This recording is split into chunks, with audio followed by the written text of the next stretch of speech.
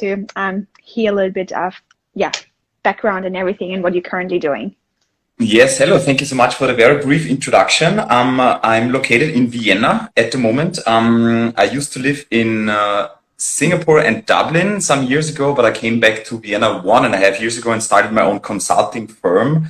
Since in the first 8 or 9 years of my professional career, I worked for big cruise ships, as I call them, like multinational companies like T-Mobile or MediaCom, media agency, and Google as well. So I think it was time then to enter a speedboat basically and do something more on smaller scale. And this is why I started my own consulting firm.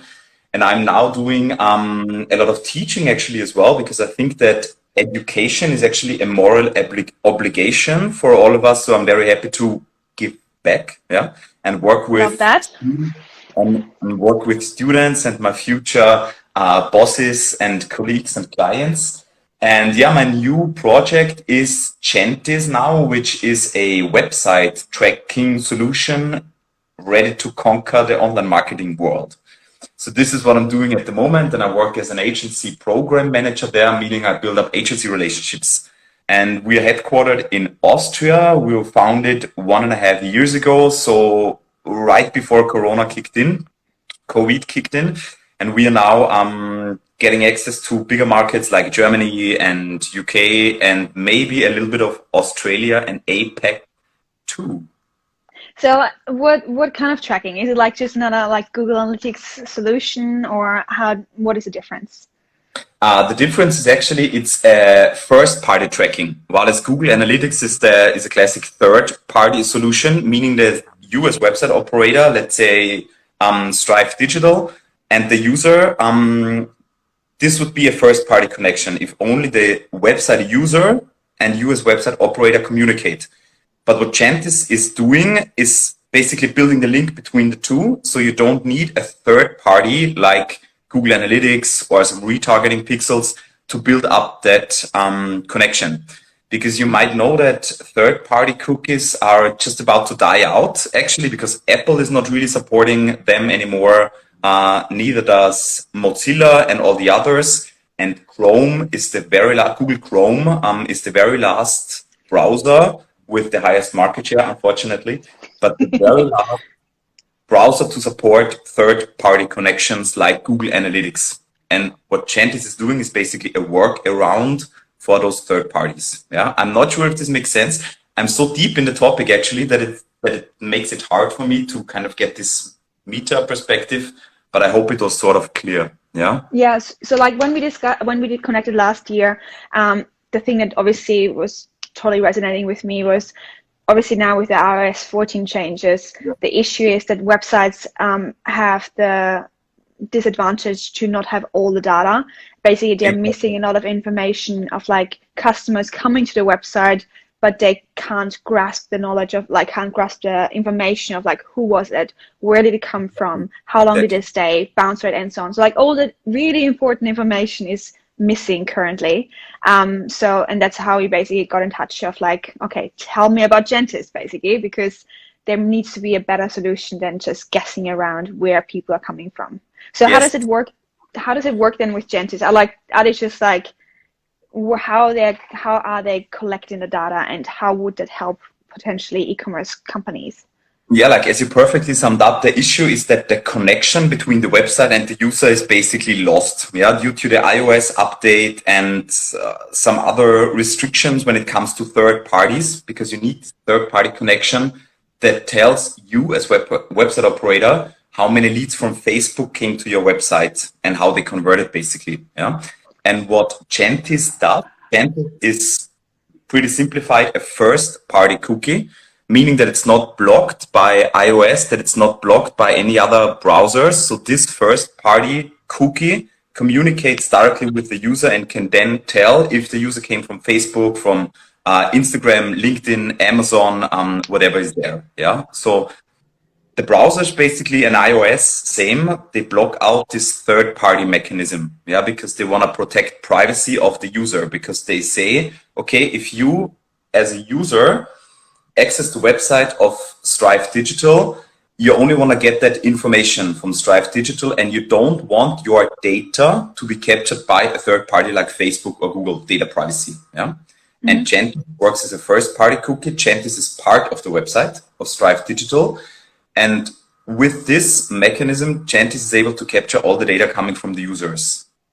Okay. So how would that work? Yeah.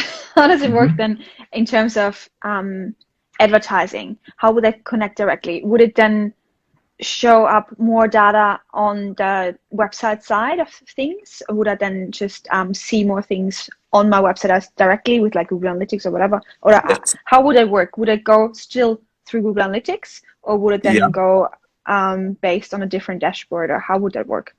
There are 4 key benefits. Basically, number one is roughly 30 to 40% more data in your Google Analytics account. So you see all the data that was previously lost due to iOS, due to ad blockers and all of that sorts. Yeah, number one is you see more data.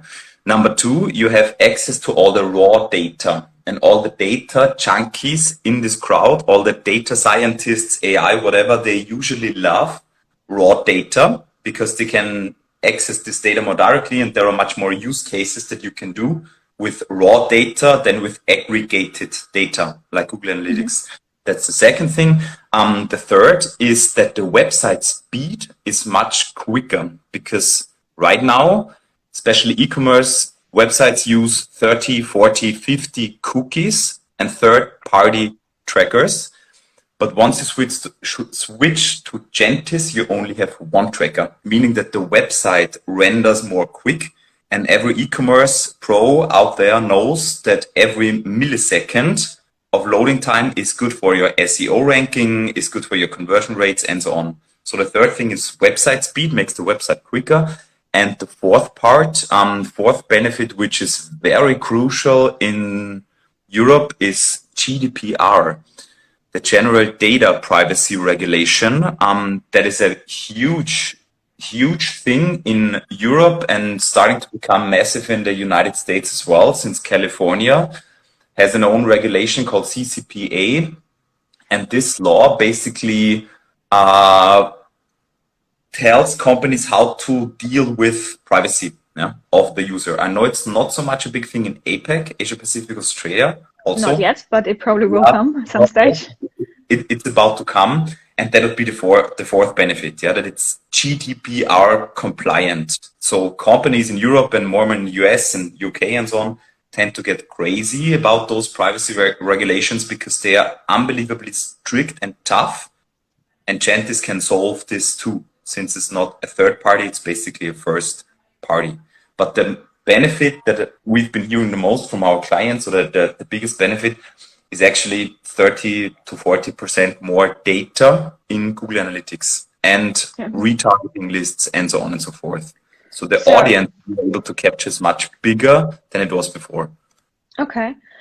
So how would you, like, obviously you've been like in the whole topic for a very long time in terms of like figuring out like data and tracking and everything, but do you like, what kind of trend do you see like happening, or what do you feel like in terms of like, you know, the rivalry Google versus Apple, what is the thing that you currently see the most happening, or like in the future potentially?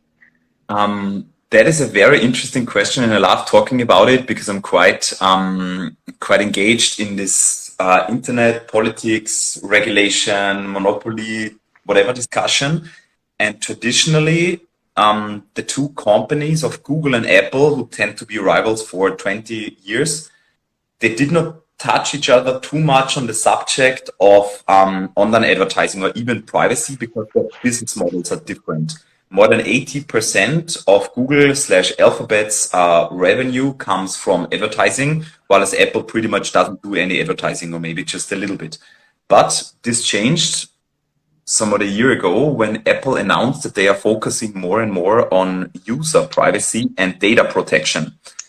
And not only is this a bold statement coming from Apple, but it's also a direct attack towards the competition, Google and Facebook. So with every announcement, every privacy announcement, every iOS change, every App Store change Apple is doing, they are directly attacking Google and Facebook. because Google and Facebook's ecosystem and balance sheet is pretty much determined by advertising revenue. And when Apple is saying, hey, this advertising thing is not so cool because it compromises user privacy, they're directly attacking them, which is very, very interesting. I'm not sure who will, let's say, win this fight, but considering the momentum now, it's actually more Apple's side. And even Google announced that they are focusing more and more on data privacy. They postponed some actions now for a year, but for Google, it's a tough one because on the one side, they have the operating system, which is Android. It's the number one operating system for mobile phones in the world. Number two, they have the Chrome browser. And key aspects of these two products, since they are end customer products, is of course data privacy, protecting the user's privacy. But on the other side, they have this fantastic ad products, which is called Google Ads or Google Marketing Platform, GMP.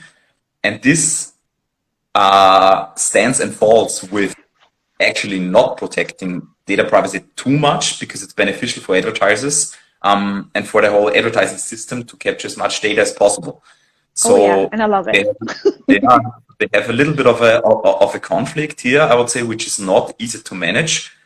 I think that Google is doing well in that sense, but considering the momentum or looking at the momentum right now, I think that Google is also going more in the data privacy direction and decreasing the options for advertisers to collect data. This is what I see right now. Yeah.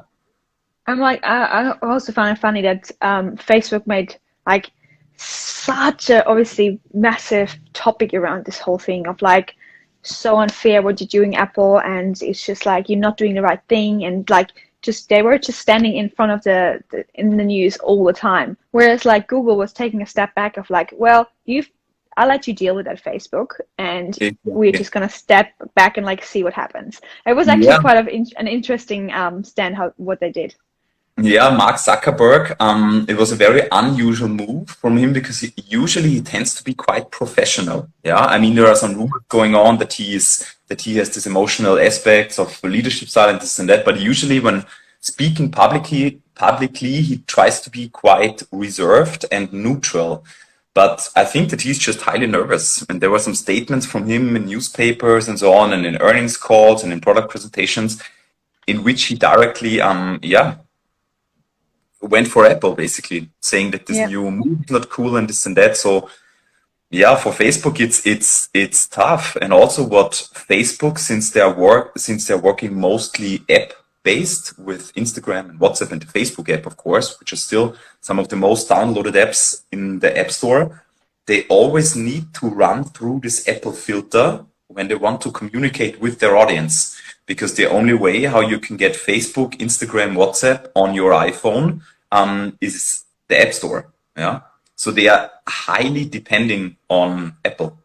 Facebook doesn't own the rails. And this is by default not a very cool position to be in, because once Apple says, hey guys, sorry, your app is not available anymore. Let's say, I'm exaggerating here, but it's tough. But in general, I have to say politically, not too much of a fan of Facebook. Of course, it's a fantastic advertising product. They are very, very sophisticated in capturing audience data points and so on. So in that sense, Facebook is fantastic. Yeah, but politically, I'm not too much of a fan because I think the content is not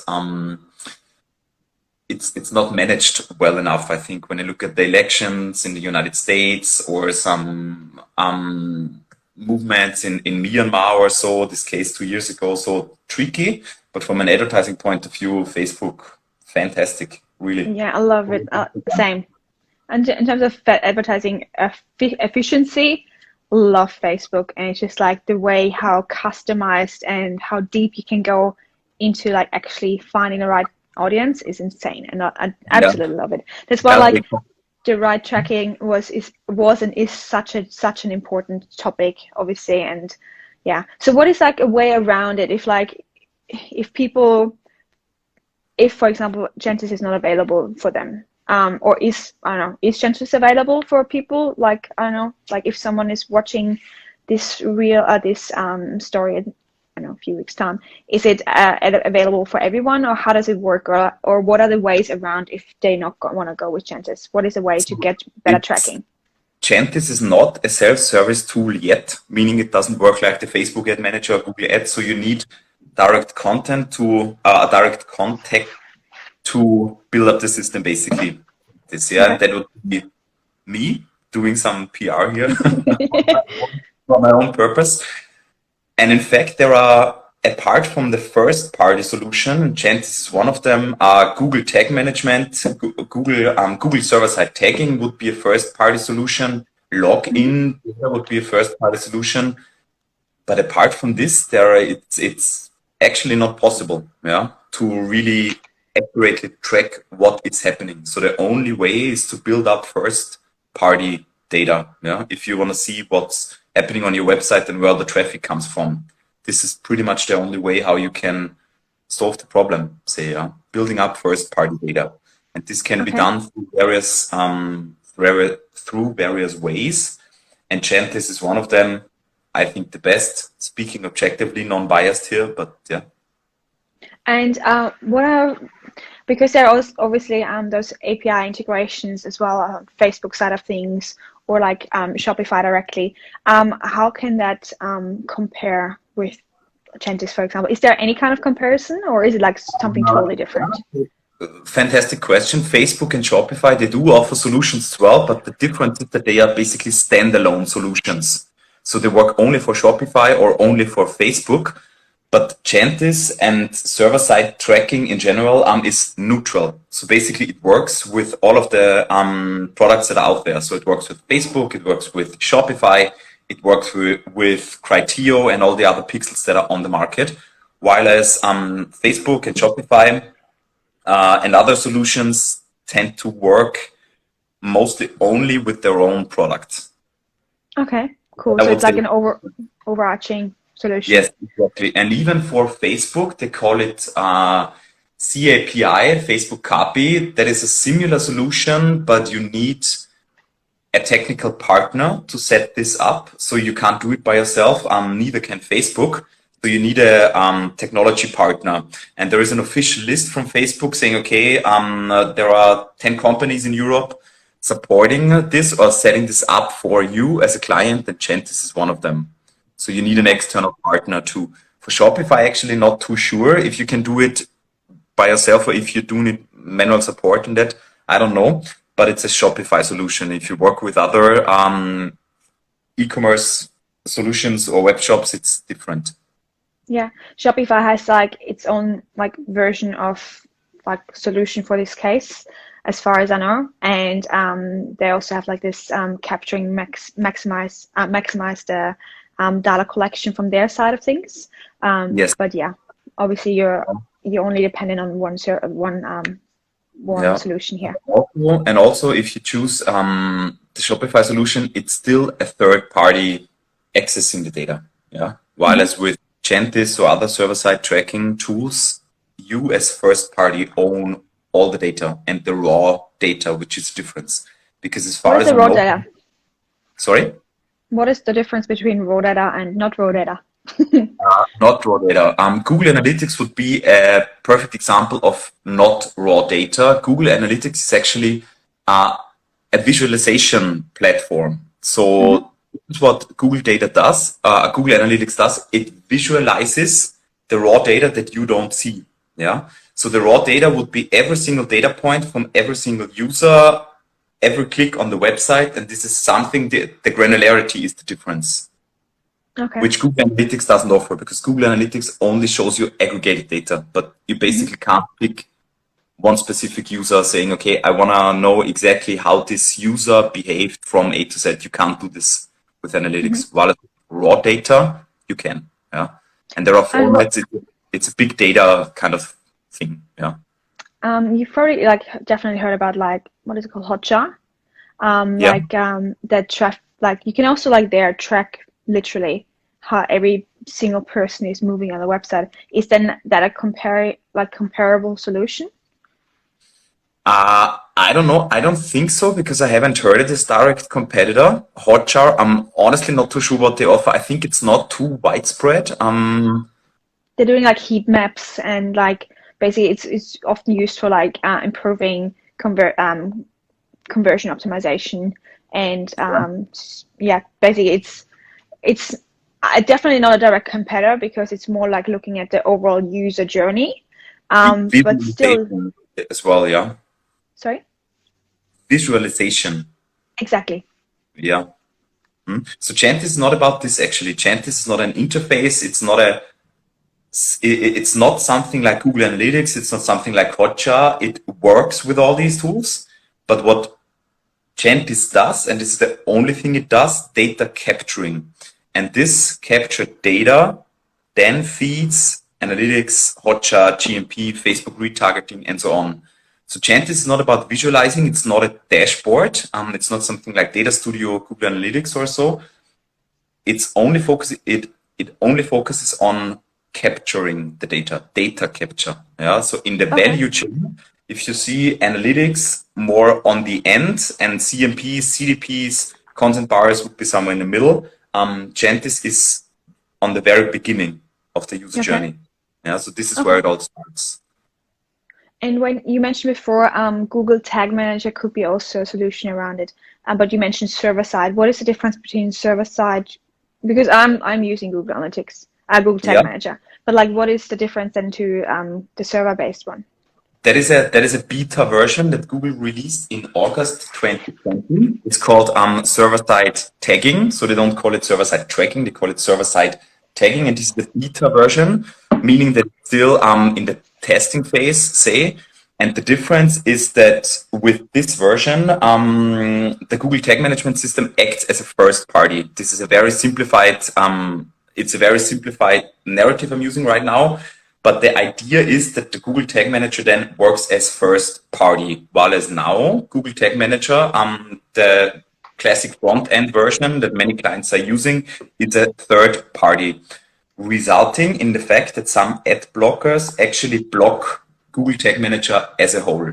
Yeah. So these ad blockers realize, okay, there is a third party tracking stuff on the website that is not beneficial for the user. So they block out Google Tag Manager completely. And if you have your Facebook retargeting pixel, Google Analytics, your content bar, and all the other pixels in your Google Tag Management system, what the ad blockers do now is they block all this out as a whole.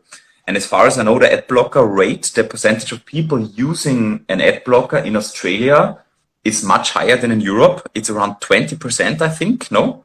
If I'm not mistaken. Around that, yeah. Yeah, so that is a little bit higher than in my domestic market, the rate of ad blockers, but it's increasing. Ghostory is one I'm using myself too. So what they do is they block out Google Tag Manager as a whole. And with the new solution, the server-side tagging solution, Google Tag Manager works as a first party, meaning that it's not a third party collecting all the data. And this is what it's all about. Yeah, difference between third and first party. So first party is the good cop, third party is the bad cop.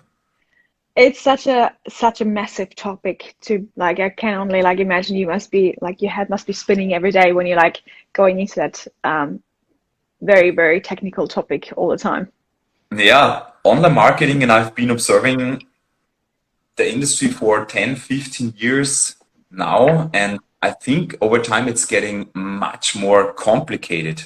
It does get more sophisticated too, of course, and the options grow by the day, but it's just unbelievably complicated. And I can remember like 15 years ago when I went to uni, made my bachelor's degree, the idea was, or the vision, hey, someday with online marketing, there is so much data. So all you need to do as an advertiser is push the play button, and then the algorithm and the machines do everything by themselves. And there is no manual work involved anymore. But in fact, it's the opposite.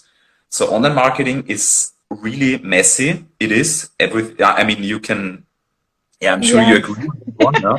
It's indeed very messy. And I would not be surprised if all the companies out there who do a lot of advertising and branding would say in a couple of years, hey, you know what? I just do newspapers because it's so much more simple. My boss sees it. I only have 15 minutes of work while I was dealing with all these programmatic and technical stuff. I need to deal, 4 hours a day with it. And I just do TV, billboards, print, radio, done. And so far, the case has not been interestingly enough. I haven't seen really hard proof, bulletproof studies, statistics saying that offline media is more inefficient than online media. I mean, Well, you can't track it. That's the thing. You can't really track it. How there is no proof. Yeah, you can track it. There are econometric modelings and so on and so forth. So there is some sort of tracking, but same with online. You also can't track it as well. Yeah? Well, if you can, yeah, obviously with like JENTIS and stuff, you can track it. So like it's just like now finding a solution where you can track it the best way, basically. Yeah, but still, you are not able to capture the picture as a whole. Yeah, because this the question of, okay, what brings the conversion? Is it view through Facebook? Is it click through Google? Is it criteria? Is it something else? There is still no system that can mix up and model and attribute all the channels, and it can never work because all the walled gardens, Facebook, Google, Amazon, they use different measurement standards. Yeah, so it's also not saying that online marketing is fully trackable. It's actually not true. You can track much more and modify much more than in offline advertising. That is true, but it's never ever possible to track the customer journey as a whole. And even if you are able to make correlations, saying like, okay, when the person clicks, the person buys, and the person it still says not much about the causality. As in, okay, they did click and then buy, but you can never say, okay, they bought because of this click. You know what I mean? Because maybe so the question is, it's not possible to say what triggers the action. You can see that there was a trigger, yeah, and that the person clicked or viewed or engaged or liked or shared, but you'll never know why this happened. And this is the important question, because you mean like you don't know if it was the imagery, you don't know if it was the copy, you don't know like what you mean. Exactly. Yeah. You can make assumptions, and you also don't know, maybe a friend told, or maybe you as Eva told me, Lukas, about this awesome Australian roast beef. I don't know. Yeah, you told me. Possible. And I see them at the next day and click. But the problem is, what triggered the click? Was it the image? Was it the text? Was it the offer? Was it the placement? Was it the right time? Or was it just me having more awareness because you told me about this? Yeah, that's true. Or a newspaper ad. And this is the very issue, actually. You can only correlate, but you can never say, okay, this happened because of this. You can make assumptions. The more data, the better. But overall, it's just not possible. And I think it's good. It's this infamous purchase button in the brains of the customer. You know? Yeah. That's what we're looking for. Yeah, so you were like definitely looking much to broader picture. You were not looking just like, okay, seeing an ad, how do I go from there? You were looking at everything that is happening in a person's life. So yeah, that would be so interesting though, if that could be tracked. It would be, yeah. But we don't understand humans because humans don't understand themselves either. Yeah. And the human brain is in fact the most complex material that has been discovered so far in the whole outer space, basically. That is so interesting because it's so close to us. It's actually the closest thing we have because it's our brain, but still the fact is that we know nothing. Yeah, but I'm getting a little bit philosophical here. But coming back to the online marketing issue, what's also underestimated, I think, is our opportunity costs. So I've been hearing this a lot from my clients. Hey, we started a TV campaign and it worked. Yeah, we started with Instagram and TikTok and it worked. And we have 10, 15, 20% more conversions and more buyers. Great. But the question is always, for what price? Yeah. So what's the price? So if you invest 200-300K in TikTok, of course, there will be a result. But the question is, if in times of limited resources, if those 300K would not have been better invested in Facebook, it's opportunity cost. Yeah. Yeah. This is also, I think, a very interesting discussion because at the end of the day, every company has limited resources, even Amazon. So you need to prioritize. So saying that a new thing worked is actually not enough, I think. I think that the top of the funnel is the hardest thing. Yeah, as you mentioned before, it's like the hardest thing to actually capture because the brand awareness and nurturing, like getting the people even to the stage where they can be nurtured is a thing. It's such a hard thing, because you don't know if it's your competitor's ad which actually brought them to that point, or is it actually the TV, or is it like the economical situation? Like, you don't know. But like getting them to the middle funnel, once you have them in the middle funnel, it's easy to convert. But like the top funnel, the awareness piece, and it's often like, because I'm often working with like smaller spenders, they don't have that budget to nurture those people at the very top. They're relying on other people. They're relying on organic things or stuff like that to actually get them into the middle funnel and then convert from there. But it's actually definitely a good point that the top funnel is such a intangible thing, and you hope that you just try to you guess your way. And all us marketers, we're doing the same thing. We're trying to, not guessing, but we're like, sorry? Fingers crossed for the top funnel. Yeah, exactly. Because you just do your best of like, obviously do your testing and stuff like that. And based on that, you make your assumptions. But top of the funnel is still very hard. If your market is not educated enough, that is definitely a hard thing. Yeah, and just echoing what you said, out of all the bullshit metrics that are out there that marketers use, the two worst are, number one, click rate, massively overhyped, but still so many people talk about this click rate. I don't understand it at all. And for 10, 15 years, every online marketing professional has said, okay, the click rate is actually not as cool as we think, but still I see it in every report. Click rate, and number two is awareness, brand awareness. Yeah. Brand awareness is too intangible. I would not like, but why click rate? Why? Because it is definitely one that I'm like looking into as well. But like, why click rate is so bad for you? Does it correlate with the conversion rate? Yeah, it does. As in 1.0 correlation, or is it just an indication for the conversion rate?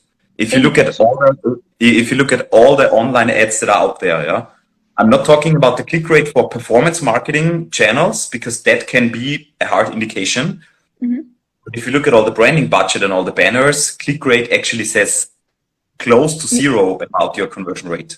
You mean like a display ad running? Exactly. Yeah. Exactly. Because if your X is hidden and you just have an overlay banner or whatever, like a pop-up, click rate would be massive. But still, users don't convert. And this is top funnel, If you are really actively doing advertising like Google search, Google search is such a fantastic idea, and I am jealous that I haven't had this idea. But what Google is basically a marketplace. This is where supply and demand meet. And this is why Google advertising is so effective, because once users type in vacation Melbourne, vacation Perth, they are in the funnel. They won't come because Australia won't let you in. Okay, then you can bid on the keyword. But still, it's so fantastic, because this is where supply and demand meet. And when people express commercial interest, saying, I want to go on vacation, I want to buy a book, and then your ad is coming, it's perfect. And branding, where still 70-80% of all the ad budgets are going into, is so far away from this. Yeah, very interesting. This is what makes Google so successful. I mean, Google is now I think the third or fourth most valuable company in the world. Number one is Apple, then Microsoft, and Google and Amazon are sort of head to head. I think it's $1.7 trillion right now. And the very only thing that made Google so unbelievably successful is Google Ads, text ads, which is still fascinating. I find text ads small. And they're still so simple, of like the way it's set up and everything, compared to like the kind of technology that obviously Google can manage. It's still so simple the way it's set up. You have like certain like you have 30 characters to get your point done, and that's it. And it's just like, for me, like mind blowing. That is like, it's not evolving further either. It still keeps text. That's really strange. Yes, it works perfectly. But question to you, Eva, as you mentioned click rate. I love click rate discussions. When you talk about return on ad spend, cost per conversion, cost per order, why would you even use click rate? Because the less information and the more precise and actionable information, the better. So when you have so many other fantastic currencies, why would you use click rate? Sorry, like for example, like if I have an ad running, one of the biggest metrics that I'm looking into is obviously link click-through rate. So actually how many people saw the ad and how and then actually clicked through to go to website and so on. So that's definitely a massive indicator for me of looking at 1% of above. Absolutely. That's because if people are seeing the ad and they're not converting or interacting with it, there's no point in actually running it further, because I know they're not interacting. There's no interest with it. So let's go on and get to the next copy, get to next imagery. Yeah, it was a little bit of a sneaky question. Like, I'm asking this because I see this from basically all the agencies that I'm working with who do a fantastic job like you, but there are so many hard measurements, ROI, ROAS, conversions, time on site can be a very hard indicator as well. So my question always is, okay, why are you still using click rate? Why don't you just leave it out? Because it's just one more information. Yeah, that's prior to actually tracking ROAS. Like if ROAS is there, it's like people actually converting. Awesome. Then let's go based on that. That's like obviously the very the hard, as you mentioned, the hard KPI that I'm looking for of what is actually the cost per acquisition. If I don't have the data yet because it's maybe not converting yet, or then I'm gonna go based on click-through rate. How is the ad actually interacting with the person that I want to interact with? Yeah, okay, this makes sense. This makes a lot of sense actually. I saw the statistic from I think it was 6 months ago from the American ANA, which is the American National Advertising Association or whatever.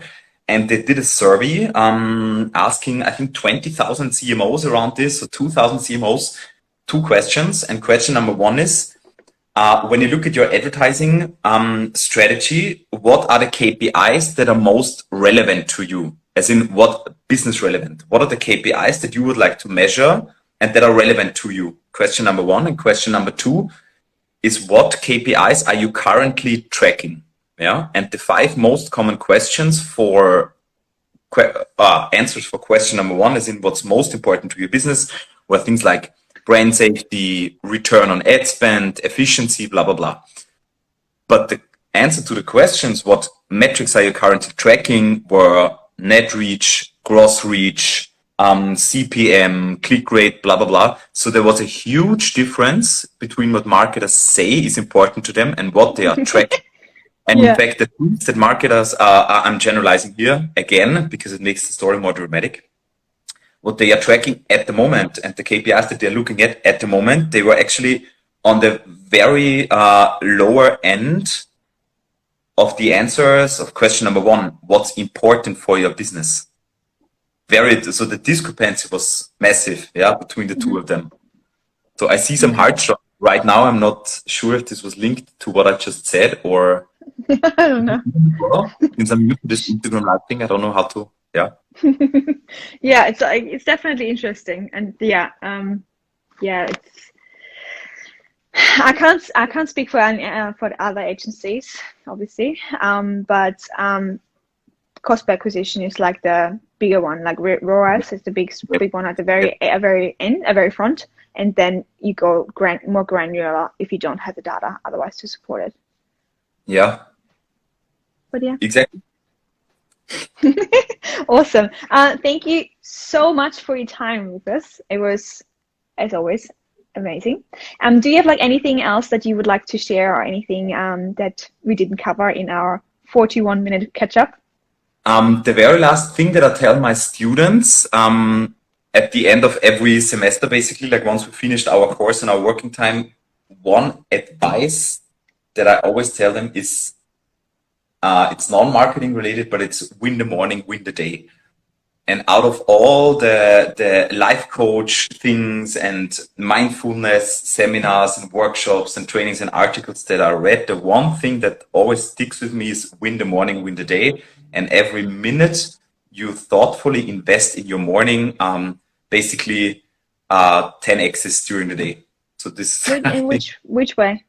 I love it, because I'm also following the miracle morning. It's a specific morning routine, but I would be interested. What do you actually mean? So what I'm saying is that every minute is precious, and spend it and spent mindfully in the morning pays back 10x over during the day. Yeah. The worst case, or the opposite, what I mean is you wake up with your alarm clock and the first thing you do, you check your emails, and then you have this clock in your head saying, okay, I got 23 minutes left to do this. Okay, I have 7 meetings today. I have da, da, da, da. So if your morning starts stressful, chances are very high that your whole day will be stressful. But if your morning starts relaxed and you take care of yourself, or you just set your alarm clock 10 minutes earlier than usual, this relaxes the whole day basically. Win the morning, win the day. Love it. How is your morning routine? Usually no alarm clock. So if I have to put an alarm clock, I'm annoyed by this a little bit actually. Yeah. So I tend to wake up normally, and I have this no meetings before noon policy. I can't always follow this routine, but still it's it's important for me, I guess. And gym, working out, meditation, but what's the most important thing is not having timing in your head in the morning, as in knowing that I have time to drink my coffee, to wake up, to shower, to work out, to everything, and not have not have time in my head. Because what happened before, I made this mistake many times, so now I can bitch about it basically. I was like, okay, I got 12 minutes left to do this. Okay, shower, 6 minutes left. Okay, and then I need to go to the subway, and then I need to do and 8 minutes left, and so you think about time so fucking much all the time. Yeah, and I don't want this. Yeah, so the perfect morning for me is not thinking about time. I love that. That's very not nice. sure if it makes sense, but I hope it does. It does. It does. Well, thank you very much, Lukas. So if people want to hear more about JENTIS and everything, where should they go or reach out to you? Yes, reach out to me, Lukas Hetzendorfer. Unpronounceable last name for Australians, but yes, just pick me up, reach out, and then we can take it from there. Yeah, I have you in connected in there anyway. Otherwise, yeah, obviously it's going to be you're going to be on LinkedIn as well to find, and we're connected as well. So if you can't find him, just reach out to me. I'll connect you. That's perfect. What's next on the agenda for you, Eva? Another meeting? Or yes, tonight I'll have another meeting. So yeah, it's going to be a long day, but it's okay. Okay, very nice. And I go to the gym right now. So enjoy. Yes. So wishing you all a happy Thursday. Stay happy. If in regards to Australia, which is not Austria, it's Australia. In fact, yeah. Love it. Thank you very much for your time, and I will speak to you soon. Perfect. Thank you so much, Eva. Bye. Bye-bye.